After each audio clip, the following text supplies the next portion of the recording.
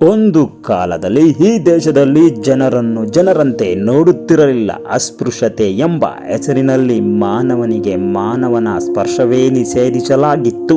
ಮೂಲಭೂತ ಸೌಕರ್ಯಗಳಾದ ಕುಡಿಯುವ ನೀರನ್ನು ಕೂಡ ದಲಿತರು ಮುಟ್ಟುವಂತಿರಲಿಲ್ಲ. ಮೇಲ್ದರ್ಜೆಯವರ ಸಹಾಯ ಬೇಡಬೇಕಿತ್ತು. ಅದಿರಲಿ, ದೇವಸ್ಥಾನಕ್ಕೆ ಪ್ರವೇಶವೇ ಅವರಿಗೆ ಇರಲಿಲ್ಲ. ಪಂಕ್ತಿ ಭೋಜನವಂತೂ ಕನಸಿನ ಮಾತಾಗಿತ್ತು. ವಸ್ತು ಸ್ವಾತಂತ್ರ್ಯ ಕೂಡ ಅವರಿಗೆ ಇರಲಿಲ್ಲ. ಸಾಮೂಹಿಕ ಬೋಧನೆ ಕನಸಿನ ಮಾತಾಗಿತ್ತು. ಹೆಣ್ಣು ಮಕ್ಕಳ ದೌರ್ಜನ್ಯಕ್ಕೊಂತೂ ಕೊನೆಯೇ ಇರಲಿಲ್ಲ. ಕಸಾಯಿಗಳಲ್ಲಿ, ರಸ್ತೆಗಳಲ್ಲಿ, ಪಾಯಿಖಾನೆಗಳಲ್ಲಿ ಕೆಲಸ ಮಾಡುವವರು ದಲಿತರಾಗಿದ್ದರು. ಆ ಸಮಯದಲ್ಲಿ ಅವರು ಪ್ರಶ್ನಿಸಿದರು, ಮಾನವರಿಗೆ ಸಮಾನತೆಯ ಹಕ್ಕು ಯಾಕಿಲ್ಲ ಎಂಬ ಭಾರತೀಯ ಸಂವಿಧಾನ ಶಿಲ್ಪಿ, ಸಾಮಾಜಿಕ ಕ್ರಾಂತಿಯ ಮಹಾಯೋಧ, ಶಿಕ್ಷಣವನ್ನು ಅಸ್ತ್ರವಾಗಿಸಿಕೊಂಡ ಮಹಾನ್ ನಾಯಕ. ಅವರ ಜೀವನವೇ ಒಂದು ಹೋರಾಟ, ಅವರ ಶಿಕ್ಷಣವೇ ಒಂದು ಕ್ರಾಂತಿ, ಸಂವಿಧಾನವೇ ಸಮಾನತೆಯ ಭರವಸೆ. ಇದು ಸಾಮಾನ್ಯ ವ್ಯಕ್ತಿಯ ಕಥೆಯಲ್ಲ. ಅಸ್ಪೃಶ್ಯನಾಗಿ ಹುಟ್ಟಿ ಭಾರತದ ಭವಿಷ್ಯದ ಮಹಾನ್ ನಾಯಕ, ಭಾರತ ರತ್ನ, ದಲಿತರ ಧ್ವನಿ, ಜ್ಞಾನ ಸೂರ್ಯ, ಮಹಾ ಸಾಧ್ವಿ, ಸಮಾಜ ಕ್ರಾಂತಿಯ ಪಿತಾಮಹ ಡಾಕ್ಟರ್ ಸಾಹೇಬ್ ಅಂಬೇಡ್ಕರ್ ಅವರ ಜೀವನ ಪಯಣ ನಿಮಗಾಗಿ.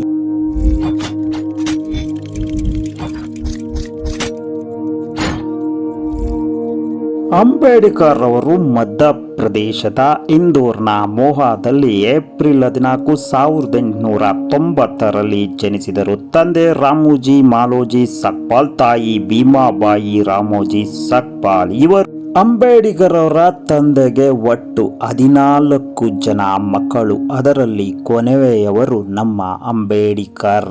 ಇವರು ಮೊಹರಾ ಅಂತಕ್ಕಂತಹ ದಲಿತ ಕುಟುಂಬಕ್ಕೆ ಸೇರಿದವರಾಗಿದ್ದು, ಆ ಪಂಗಡದ ಜನರಿಗೆ ಉನ್ನತ ಶಿಕ್ಷಣವಿರಲಿ, ಶಿಕ್ಷಣದ ಅವಕಾಶವೇ ಇರಲಿಲ್ಲ.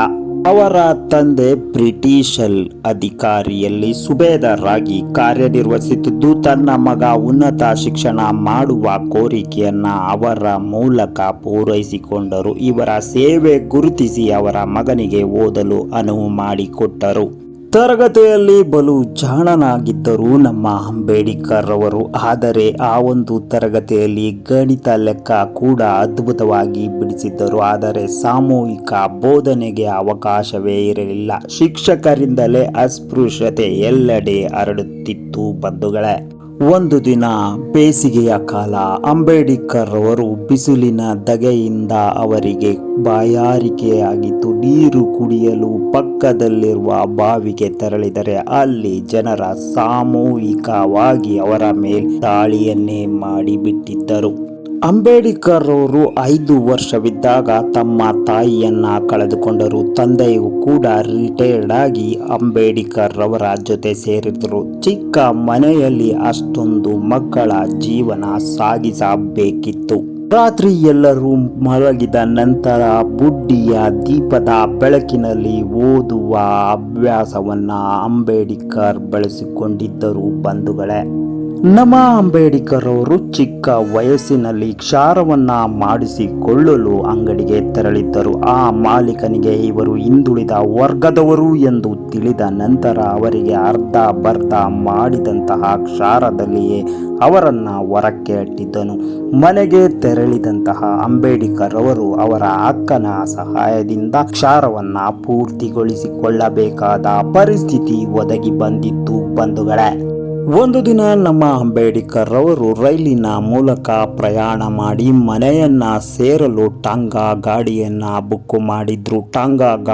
ಟಾಂಗಾ ಗಾಡಿಯವನಿಗೆ ಇವರು ದಲಿತ ವರ್ಗದವರೆಂದು ತಿಳಿದು ಇವರನ್ನ ಅರ್ಧದಲ್ಲಿಯೇ ಇಳಿಸಿ ನಡೆದುಕೊಂಡು ಹೋಗುವಂತೆ ಸೂಚನೆ ನೀಡಿದ್ದರು. ಬಂಧುಗಳೇ, ಪ್ರತಿದಿನವೂ ಅವಮಾನ, ನೋವು, ಕಣ್ಣೀರು ಅಂಬೇಡ್ಕರ್ ಅವರನ್ನ ಒಂದು ವ್ಯಕ್ತಿತ್ವವಾಗಿ ಬದಲಾಯಿಸುವಂತೆ ಮಾಡಿತ್ತು. ಇದನ್ನೆಲ್ಲವನ್ನ ಮೆಟ್ಟಿ ನಿಲ್ಲಬೇಕೆಂದರೆ ನಮಗೆ ಬೇಕಿರುವುದು ಅದೊಂದೇ. ಅದರಿಂದ ಮಾತ್ರ ಮಾತ್ರವೇ ಸಾಧ್ಯ ಎಂದು ನಿರ್ಧರಿಸಿದ ನಮ್ಮ ಅಂಬೇಡ್ಕರ್ ಅವರು ರಾತ್ರಿ ಇರುಳು ಎನ್ನದೆ ಓದಿನ ಕಡೆ ಗಮನವನ್ನ ಕೊಟ್ಟರು. ತನ್ನ ಜೀವನದ ಬದುಕನ್ನ ಗುರಿ ಇದ್ದರೆ ಅದು ಒಂದರಿಂದ ಮಾತ್ರ ಸಾಧ್ಯ, ಅದೇ ಶಿಕ್ಷಣ.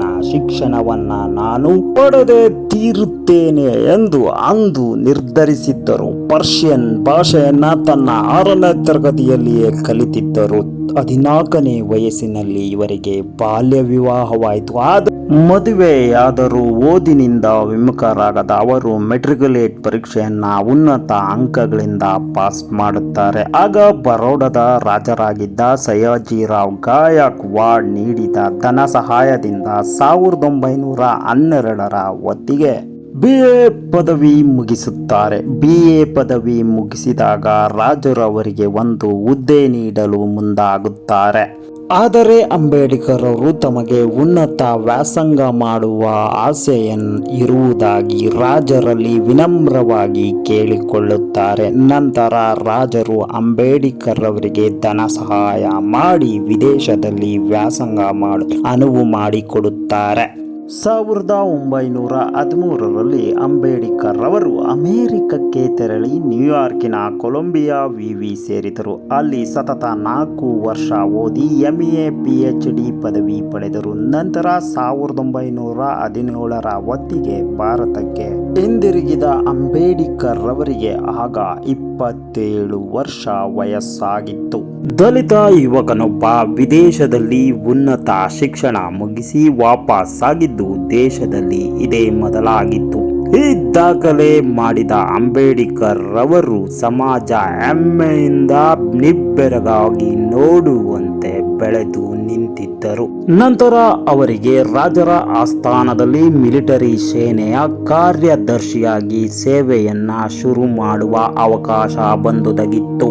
ಅಂಬೇಡ್ಕರ್ ಅವರು ಮುಂದಿನ 5 ವರ್ಷಗಳು ಇದೇ ಹುದ್ದೆಯಲ್ಲಿ ಮುಂದುವರಿದರು. ತಮ್ಮ 32ನೇ ವಯಸ್ಸಿನಲ್ಲಿ ಅವರಿಗೆ ಇನ್ನೂ ಓದುವ ಹಸಿವು ಹಿಂಗಿರಲಿಲ್ಲ. ಇದನ್ನು ಮನಗಂಡ ರಾಜರು ಮತ್ತೆ ಅವರ ಓದಿಗೆ ಉತ್ತೇಜನವನ್ನ ನೀಡಿದರು. ರಾಜರ ಸಹಾಯದಿಂದ ಅಂಬೇಡ್ಕರ್ ಅವರು ಬಾಂಡ್ಲಾ ಕೊಲಂಬಿಯಾ ವಿವಿಯಿಂದ PhD ಹಾಗೂ ಲಂಡನ್ ವಿವಿಯಿಂದ BSc ಪದವಿ ಮುಗಿಸಿದರು.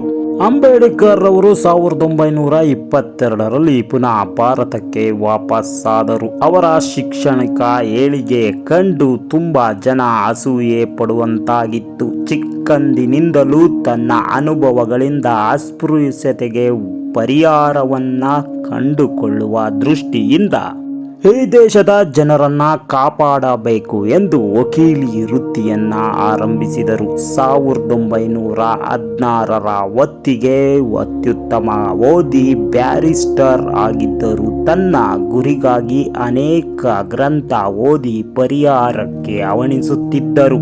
ಬ್ರಿಟಿಷರ ಕಾಲದ ಮುಂಬೈ ಪ್ರೆಸಿಡೆನ್ಸಿಯಿಂದ ಕೂಡ ಆಯ್ಕೆಯಾಗಿದ್ದ ಅಂಬೇಡ್ಕರ್ ಅವರು 1925ರ ಸೈಮನ್ ಕಮಿಷನ್ ವಿರುದ್ಧ ವಾದವನ್ನ ಮಂಡಿಸಿ ಮೊದಲಿಗರು ಅಂಬೇಡ್ಕರ್ ಅವರು, ನಾನು ಇಷ್ಟೊಂದು ಓದಿನೂ ಕೂಡ ಅವಮಾನವನ್ನ ತಡೆದುಕೊಳ್ಳಲಾಗುತ್ತಿಲ್ಲ. ನಮ್ಮ ಸಮಾಜ ಅನಕ್ಷರಸ್ಥರಿಂದ ಕೂಡಿದ್ದು ಅವರು ಹೇಗೆ ತಡೆದುಕೊಳ್ಳುತ್ತಿದ್ದಾರೆ ಎಂದು ಖಿನ್ನತೆಗೆ ಒಳಗಾಗಿದ್ದರು ಅಂಬೇಡ್ಕರ್ ಅವರು.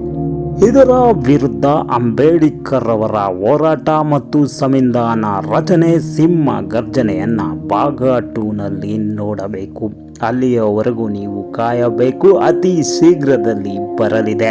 ನೀವು ಅಂಬೇಡ್ಕರ್ ಅವರನ್ನ ಗೌರವಿಸುವುದಾದರೆ ಅಂಬೇಡ್ಕರ್ ಅಂತ ಟೈಪ್ ಮಾಡಿ. ನೆಕ್ಸ್ಟ್ ವಿಡಿಯೋ ಬೇಕಂದ್ರೆ ಕಾಮೆಂಟ್ ಮಾಡಿ.